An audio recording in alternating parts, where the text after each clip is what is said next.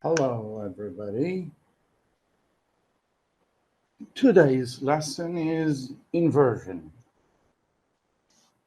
We use inversion with certain words or phrases when they are at the beginning of a sentence.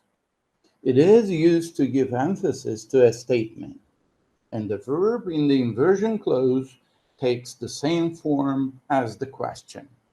In other words, the normal statement is transformed into a question form. The normal statement is, I seldom walk to work. And the inverted form, we start with seldom. Seldom do I walk to work. Inversion in the subordinate clause. We use this inversion type with the adverbs of frequency with negative meaning, such as seldom, scarcely, rarely, barely ever, hardly ever, and never. And there is an example given here. The normal statement goes, my son hardly ever talks to me about his private problems.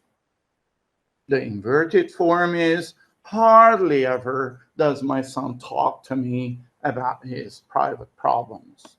Here, this sentence is present simple. Therefore, in inverted type, we need to use does for third person singular.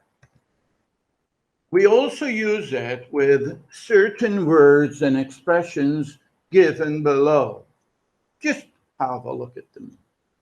Not only, but also, under no circumstances, hardly, when, no sooner than, on no occasion or account, and this construction as well, so adjective, a noun, or so plus adverb, in very few cases, and blah, blah.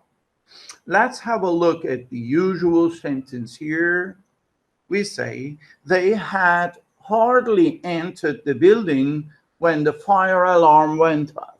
It is like, as soon as they had entered the building, the fire alarm went off. In order to emphasize this, we say, hardly had they entered the building when the alarm went off. Mind you, in past perfect, the helping verb is had. No sooner had they entered the building than the fire alarm went off. We have inversion in the main clause as well. We use this type with certain words and expressions, most of which are given below.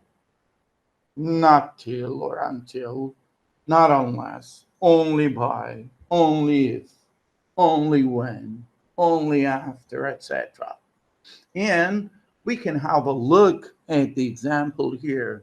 Only by practicing as much as possible can you improve your language skills. See, that is the main clause. And the inversion takes place in the main clause. Only if you agree to pay it back within 2 weeks will I lend you the money you're asking for. Again, the main clause is inverted. And mind you, it is a future tense sentence. Now it is time for some exercise, okay? Can you just try and write or rewrite the following sentences in inverted forms? My mother scarcely ever uses the laptop at home. Scarcely ever. Should it be at the very beginning of the sentence? Yeah.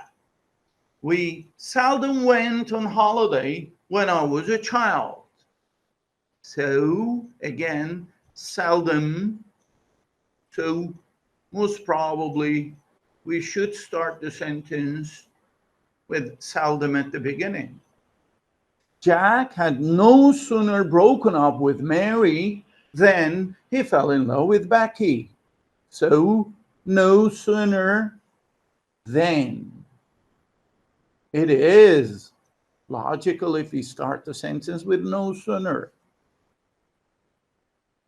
4 says, you should not, under any circumstances, place your finger into an electrical socket. So, under any circumstances or under no circumstances. That's it. So it says, scarcely ever does my mother use the laptop at home. See, it is present simple.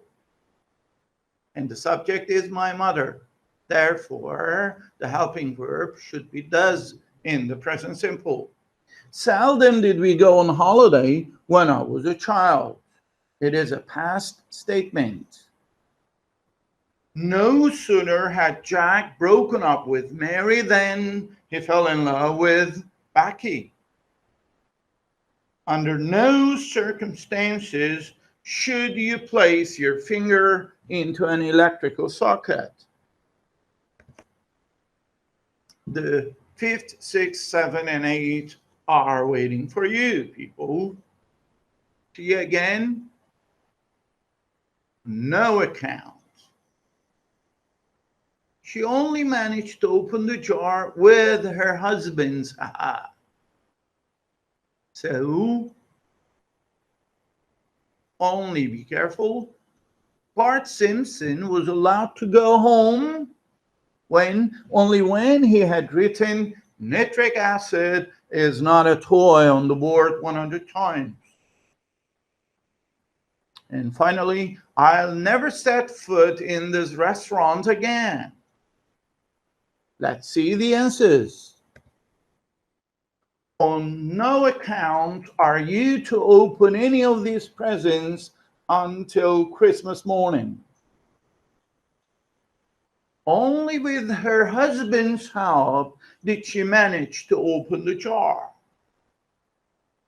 Only when he had written nitric acid is not a toy on the board 100 times was Bart Simpson allowed to go home. Mind you, they're not questions. Never again will I set foot in this restaurant. This time, inversion in conditional clauses. Okay?